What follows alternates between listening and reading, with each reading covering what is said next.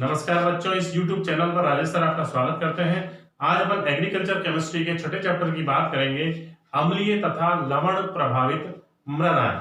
आपको पता है कि भारत जो है उसमें लगभग 159.7 मिलियन हेक्टर जो होती है, इतने मिलियन हेक्टर कृषि योग्य भूमि होने के बावजूद भी 90 मिलियन हेक्टर तो जो मृदा होती है वो अम्लीय प्रकृति की होती है, जबकि 6.73 मिलियन हेक्टर जो है वो लवणीय मृदा पाई जाती है। यानी इतनी अधिक कृषि योग्य क्षेत्र कितना है, कृषि योग्य भूमि भारत में 159.7 मिलियन हेक्टर भूमि जो होती है वो कृषि योग्य भूमि होती है बच्चों। इसमें से अम्लीय भूमि जो है, अम्लीय अगर अपन भूमि की बात करें तो 90 मिलियन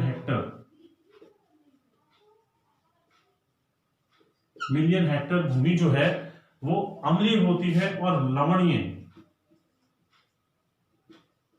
भूमि की अगर अपन बात करें तो यह है 6.73 मिलियन हेक्टर।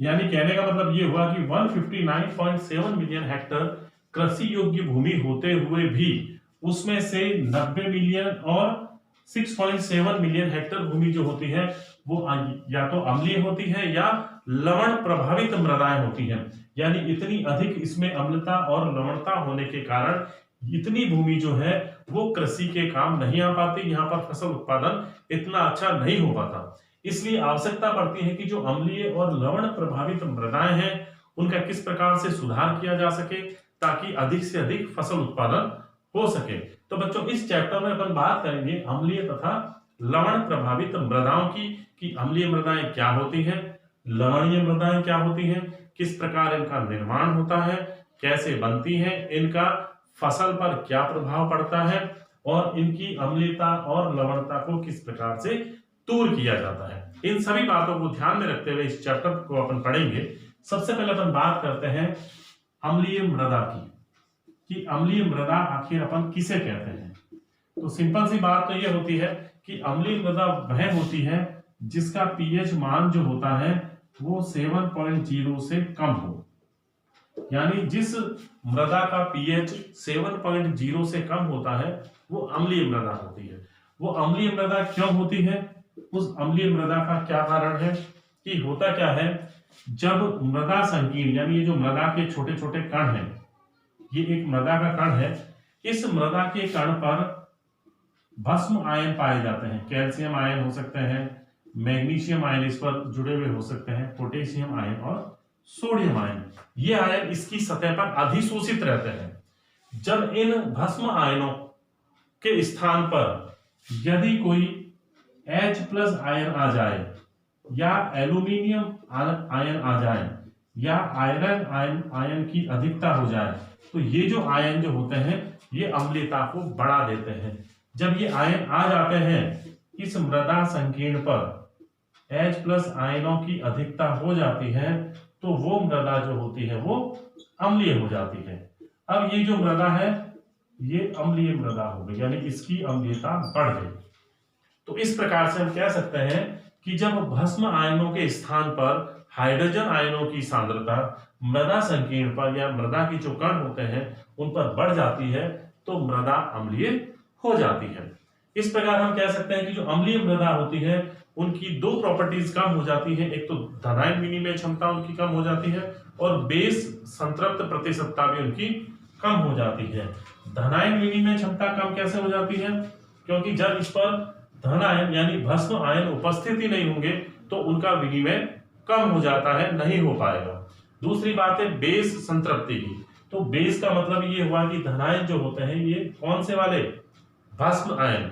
भस्म आयन मतलब कैल्शियम मैग्नीशियम आयनों की संतृप्तता या सांद्रता जितनी कम होगी उसका बेस संतृप्त प्रतिशतता भी उतनी ही कम होती है। तो ये दोनों ही चीजें कम हो जाती है मृदा के अम्लीय बनने के कारण, तो ये अम्लीयता होती है। फिर हम बात करते हैं कि अम्लीयता जो होती है वो कितने प्रकार की होती है। अम्लता जो होती है मुख्य रूप से इसको हम अम्लता को दो भागों में बांटते हैं। अम्लता के अगर अपन प्रकार की बात करें बच्चों, कि प्रकार जो होते हैं वो दो प्रकार की होती है। एक तो होती है सक्रिय अम्लता और दूसरी होती है विनिमय अम्लता।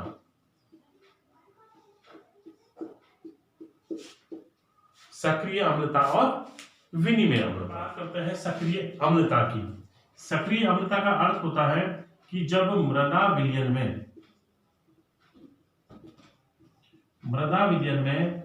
H+ आयन अधिक होते हैं, अधिक होने पर इनके कारण जो अम्लता उत्पन्न होती है मृदा में, उसे हम क्या कहते हैं? सक्रिय अम्लता कह देते हैं। यानी मृदा विलयन में उपस्थित जो ये मृदा है, इसके कणों के बीच में जो विलयन पाया जाता है, इस मृदा विलयन में जब हाइड्रोजन आयनों की सांद्रता बढ़ जाती है, इन H+ आयनों की सांद्रता बढ़ जाती है, तो मृदा विलयन अम्लीय हो जाता है। उसके कारण जो अम्लता उत्पन्न होती है उसे हम कहते हैं सक्रिय अम्लता। दूसरी होती है विनिमय अम्लता। विनिमय अम्लता का अर्थ यह होता है कि जब मृदा संकीर्ण पर उपस्थित H+ आयन या एल्यूमिनियम+3 आयनों के कारण जो अम्लता उत्पन्न होती है उसे विनिमय अम्लता कह देते हैं। क्योंकि एल्यूमिनियम आयन भी इनडायरेक्टली क्या करती है? हाइड्रोजन आयन की सांद्रता को बढ़ा देती है, जिससे मृदा जो होती है वो अम्लीय हो जाती है। देखते हैं अपन कि एल्यूमिनियम किस प्रकार से मृदा में अम्लता को बढ़ाती है। तो हम देखते हैं कि ये एक क्ले है, यानी क्ले जो कण है, इस क्ले कण पर कैल्शियम भी उपस्थित है, मैग्नीशियम है, एल्यूमिनियम आयन भी इस पर उपस्थित होते हैं। ये आयन उपस्थित हैं। ये आयन जो होती है वो मृदा जल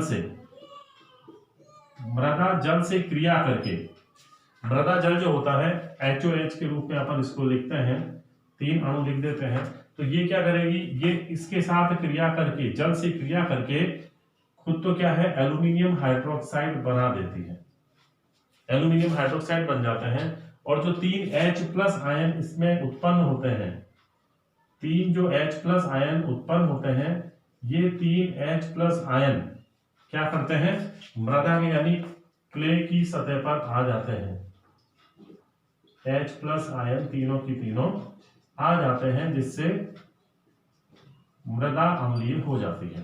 तो इस प्रकार इनमें ये साम्यावस्था बनी रहती है। ये H आयन जो है धनायनों से विनिमय करते रहते हैं और इस प्रकार इनमें अम्लता बढ़ जाती है। तो इसलिए इसको कहते हैं विनिमय अम्लता। यानी इनडायरेक्टली होती है, लेकिन एक्सचेंज के कारण होती है। एल्यूमिनियम आयन जो होते हैं वो जल से क्रिया करके हाइड्रोक्साइड बना देते हैं और H+ आयन बनते हैं। इन H+ आयनों की सांद्रता बढ़ जाने के कारण मृदा में अम्लता बढ़ जाती है। तो इस प्रकार बच्चों अम्लता जो होती है वो 2 प्रकार की होती है, सक्रिय अम्लता और विनिमय अम्लता। अब अपन बात करेंगे कि अम्लीय मृदा जो होती है उसके बनने के क्या क्या कारण हैं, किन कारणों से अम्लीय मृदा का निर्माण होता है। इसको अपन अपने अगले वीडियो में देखेंगे। तो अगर आप इसको पढ़ना चाहते हैं तो अगला वीडियो देखना नहीं भूलें। धन्यवाद।